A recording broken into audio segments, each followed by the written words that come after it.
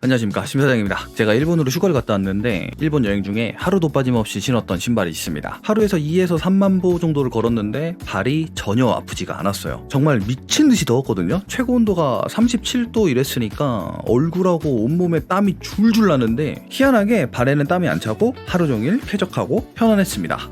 해외여행이나 국내 여행을 예정 중이시라면은 이거는 빨리 알려드려야겠다 싶어가지고 급하게 영상을 만들게 됐어요. 보여드릴 제품은 뉴발란스 990 V6입니다. 이거 진짜 물건이에요. 제가 뉴발란스 빠돌이인 만큼 990 시리즈들은 거의 다 신어봤는데요. 기존 시리즈들은 미드풋 새들이라고 해서 아치부터 발등까지 이렇게 가죽으로 덮어놓은 보강 라인이 있었어요. 이 부분이 여름에는 답답한 느낌이 있었거든요. 근데 V6는 이 보강 라인까지 메쉬로 바뀌어가지고 일본의 한여름같이 습하고 더운 날에도 발이 항상 쾌적했어요. 발의 상단 부분으로는 숨구멍이 다 뚫려 있는 거라서 통기성이 정말 좋더라고요. 스웨이드 소재라 더울 것 같다고 생각하실 수 있는데 통기성이 안 좋은 신발을 신고 덥고 습한 곳에서 오래 걸으면 미친듯이 덥고 양말 안에서 이제 땀이 나기 시작하잖아요. 통풍이 안 돼서 발이 축축해지고 그 땀 때문에 미끌미끌거리는 그 더러운 느낌 먼저 아실 거예요. 근데 V6는 통풍이 워낙 잘 돼서 정말로 너무 쾌적했습니다.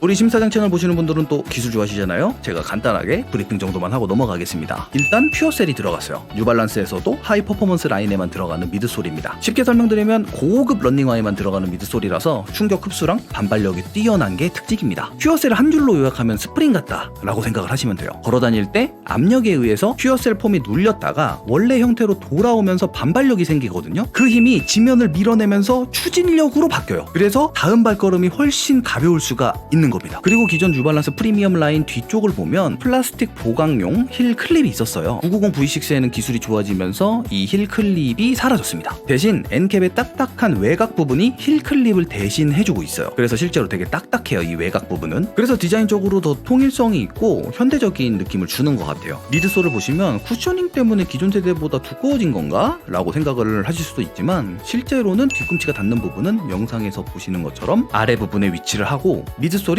발을 감싸는 형태의 신발입니다. 이거는 제가 리복 지키네티카 2.5 엣지 영상에서 설명드렸었죠. 호카 본디 같은 경우는 미드솔이 말랑말랑한 폼만 있는 구조여서 오래 신으면 형태가 무너지고 발이 안쪽이나 바깥쪽으로 쏠리면서 쉽게 피로해집니다. 그런데 엔캡은 말씀드렸다시피 외곽은 딱딱하고 안쪽은 부드러운 폼이 들어가져 있어서 하루 종일 걸어도 발이 흐트러지지 않고 중심이 잘 잡히는 느낌이 들었습니다. 잠깐 신는 거 말고 진짜 2만 보 이상 걸을 때는 확실히 체감이 되더라고요. 여행용 신발로 고민하고 있는 모델이 제가 설명드리는 리스트에 있다면 참고하시면 좋으실 것 같아요. 하루에 2에서 3만 보를 걷는다는 조건을 두고 제가 이번 여행에서 고민했던 신발들을 보여드리면 아식스 젤카이오노 14, 호카 본디, 나이키 에어맥스 시리즈, 살로몬 XT6, 리복 지키네티카. 첫 번째로 젤카이오노 14는 쾌적함이랑 편안함이라는 기준으로 봤을 때는 990 V6랑 거의 근접한 느낌이기는 해요. 근데 하루에 1만 보 이상 걸으면 발이 점점 피곤해지고 피로가 누적되는 느낌이 들고요. 그리고 미드솔이 3개월, 6개월, 9개월 이렇게 시간이 지날수록 점점 망가진다는 느낌이 있어요. 그러니까 내구성이 그렇게 좋은 느낌은 아닙니다. 두 번째로 호카 본디는 처음 신었을 때는 말랑말랑해가지고 이야 이거 진짜 편하다라는 생각을 가지실 수 있는데 쿠셔닝 자체가 너무 말랑말랑하다 보니까 1시간 정도만 지나도 위에서 설명드린 것처럼 발이 금방 피로해지는 느낌이에요. 그래서 여행용 신발로는 솔직히 잘 안 맞는 것 같습니다. 세 번째로 나이키 에어맥스 시리즈는 착화감으로는 거의 쓰레기급이에요. 디자인 말고는 여행에서 쓸 이유가 없는 것 같아요. 네 번째로 살로몬 XT6는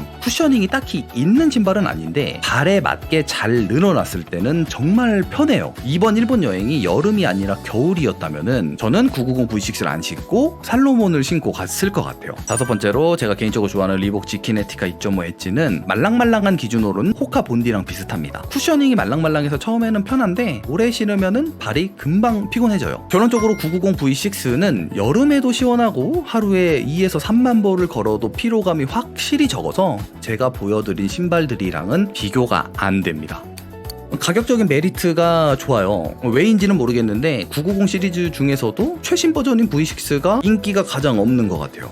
덕분에 크림 기준으로는 소비자가 이하로 사실 수가 있습니다. 지그재그를 사용하시는 분들이 계시면 지그재그도 이용을 한번 해보세요. 해외 배송 상품은 20만원 초반대에 구매를 하실 수가 있고 지그재그가 직접 수입하는 제품은 20만원 중반대에서 후반대에 구매를 하실 수가 있으니까 혹시나 지그재그 앱을 쓰시는 분들이 있으면 지금 화면 좌측 하단에 제품이 뜰 거예요. 세일을 한다거나 원하는 사이즈가 있다면은 체크해보시는 것도 나쁘지 않을 것 같아요. 지그재그가 자체적으로 가품 이슈가 있으면 해외 배송이던 자기네가 수입하는 제품이든 200% 환불을 해준다고 명시를 해놨으니까 안심하시고 구매를 하셔도 될 것 같습니다. 개인적으로 990 V6가 디자인도 정말 예쁘다고 생각을 해요. 어떤 코디든 잘 어울리고요. 여행용 신발을 뭐 살까 고민하는 시간이 아까우니까 스타일에 맞으시면 그냥 심사장 믿고 구매하셔도 될 것 같아요. 제가 여러분들이 신발에 드리는 시간을 아껴드렸으니까 이제 그 시간에 맛집이랑 관광지를 조금 더 살펴보시는 게 어떨까. 그리고 편안한 신발 신고 여행에서 발 걱정 없이 마음껏 즐기시기 바랍니다.